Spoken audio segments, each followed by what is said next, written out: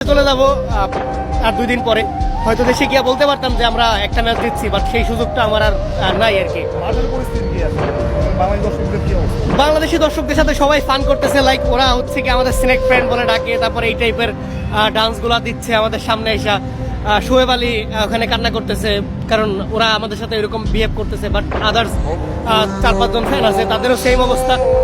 আসলে সত্যি কথা বলতে ওরা যখন জিজ্ঞেস করে যে তোমরা এখানে কেন আসছো, মানে এই টাইপের ফান করতেছে, লাইক আমাদের কিছুই নাই, আমাদের না আছে কোনো আইসিসি ট্রফি, না আছে কোনো কিছু। লাইক আজকে ম্যাচে শ্রীলঙ্কান ফ্যানরাও হচ্ছে কি বলতেছিল যে তোমরা আজকে ম্যাচটা জিতবা, কারণ 245 রানের টার্গেট খুবই কম একটা টার্গেট, পাসের কম ইকোনমি, আধুনিক ক্রিকেট।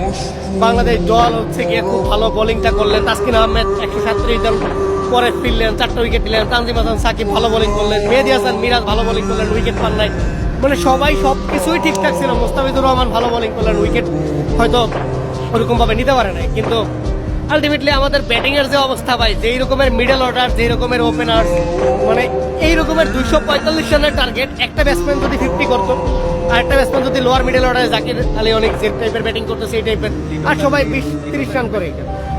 লিটন দাসের ব্যাপারটা বলতে কি আমি সবসময় একটা কথা বলি যে লিটন দাস নিজে জানে না যে সে কত বড় ক্রিকেটার। ওই জিনিসটা যদি সে ফিল করতে পারতো, I think so say world ক্রিকেটে হচ্ছে রাজত্ব করতো। লাইক আমি তো মাঝে মধ্যে এরকম ভাবে বলি, লিটন দাস যখন ভালো খেলে